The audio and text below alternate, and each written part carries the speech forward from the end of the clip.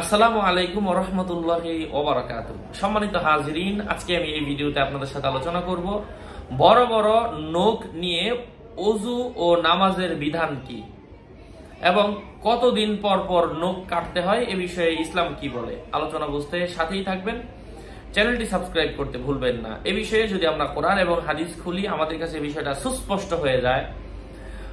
আমাদের ওযু করার ক্ষেত্রে যদি কোনো ধরনের প্রতিবন্ধকতা থাকে, সেক্ষেত্রে অবশ্যই সেগুলাকে দূর করতে হবে, প্রতিবন্ধকতা দূরে সরাতে হবে।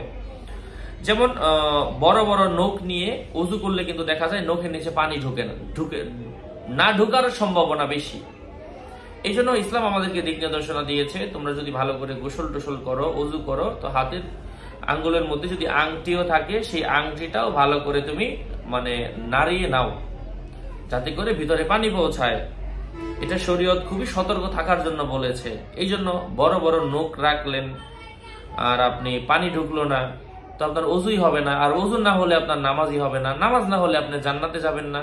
আর জান্নাতে যেতে না পারলে আপনি যাবেন জাহান্নামের মধ্যে। আপনার নামাজ পড়েও আপনাকে জাহান্নামে যেতে হচ্ছে। এই জন্য নখ বড় বড় রাখবেন না।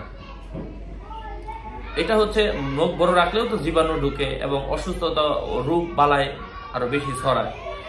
এই জন্য আমরা রাখবো না। আর হচ্ছে কতদিন পর পর নখ কাটতে হবে। কারণ নখ যদি দেখা যায় যে সপ্তাহে মোটামুটি বড় হয়ে যায়, প্রত্যেক সপ্তাহে সে কাটবে। আবার কারণ নখ যদি এমন দেখা যায় যে না, মাসে একবার বড় হয়, 4 সপ্তাহে একবার বড় হয়, তো সেক্ষেত্রে সে 4 সপ্তাহ পরে একবার কাটলেই হবে। এই কারণটা যদি বড় না হয়, তাহলে তার নখ তো আর কাটার প্রয়োজন নাই।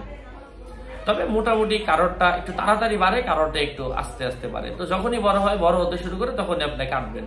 অধিকাংশ মানুষের সিস্টেম হচ্ছে সপ্তাহে সপ্তাহে একবার করে কাটলে এটা ঠিক হয় আর কি। আল্লাহ তাআলা আমাদেরকে বোঝার তৌফিক দান করেন। আরো আপডেট পেতে সাথেই থাকবেন। ভেরিফাইড চ্যানেলের ডিসক্রিপশন বক্সে ক্লিক করলে পেজ এবং আইডি লিংক আসবে। এর বাইরে অন্য কোনো পেজ নাই, সাবধান। আসসালামু আলাইকুম ওয়া রাহমাতুল্লাহ।